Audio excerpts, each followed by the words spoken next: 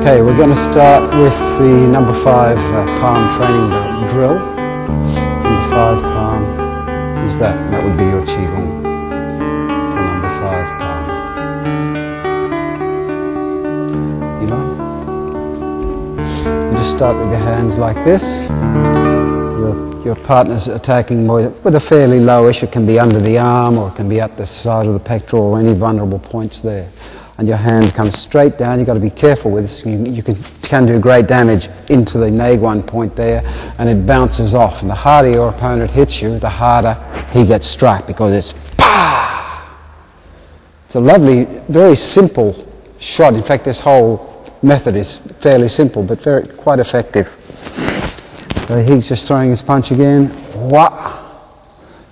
It's very hard not to get hurt here. Maybe those of you who wish, you can put some protection on here, because you can get a nasty whack there, because it doesn't really, if you do this too softly, you don't get that lift back up into the neck. You've got to literally lift your own arm up, but when you're doing it like that, it really bounces off nicely and the fingers go straight into the neck with the number 5 palm. So let's just start with that. Your partner's you're standing sort of not front onto him, a little bit sideways like that, and your hands are just held up like this in a Bagua position. And see how the hand loads first, and then it comes down and releases, and then it's going in a circle, back up the arm, straight into the neck, and then you just sink back into your back foot to finish. Okay, from here, this is a Fa Jing, of course. You're already loaded to the left, so you turn to the right slightly as you do that, and then it comes back to the left, and it would normally center back again. So that's the last bit of the Fa Jing shake, you see. So you use that turning back for your next strike. So it's bang, wah, wah. So now we just throw the punch, there we go.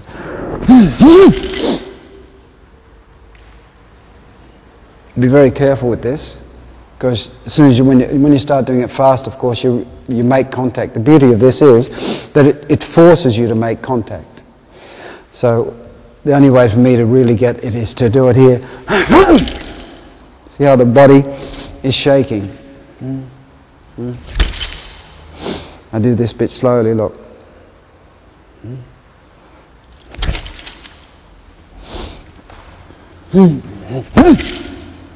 That's the whole palm here, going straight across the neck.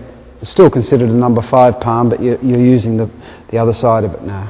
You don't have to hit anyone very hard like that to cause a knockout through the carotid sinus or the stomach 9 point. Okay, thank you, Ben. Thank you.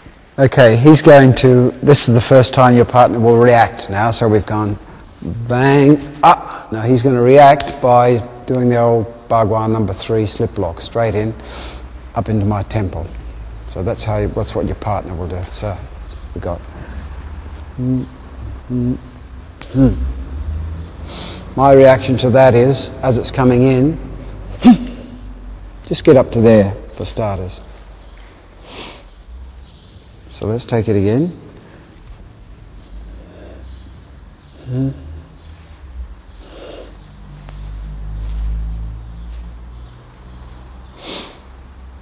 Notice how the hand is always kept in the Bagua hand on every attacking move. So that's considered an attacking motion, although it's offensive.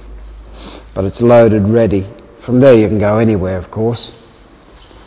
But we don't. We do another completely different move. But that's what these little training drills are teaching you. They're just teaching you that you don't have to do it. Everyone throws a punch, and you don't have to do this and this and this and this. It's just taking. But if it's more difficult, of course, if I can do this, just throw the punch there.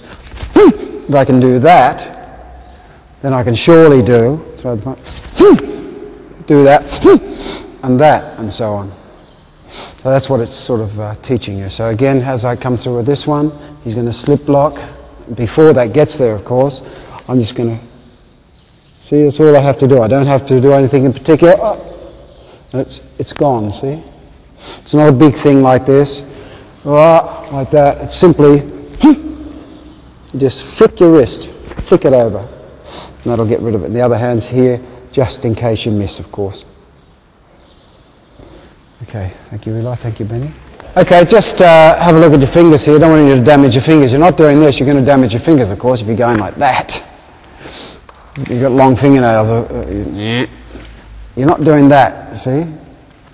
Into the neck, it probably would be okay, but just to be on the safe side, any finger jabs are never like this. They're always like that. See that? Now, if he like pushes the thing back on me, see what I'm getting there?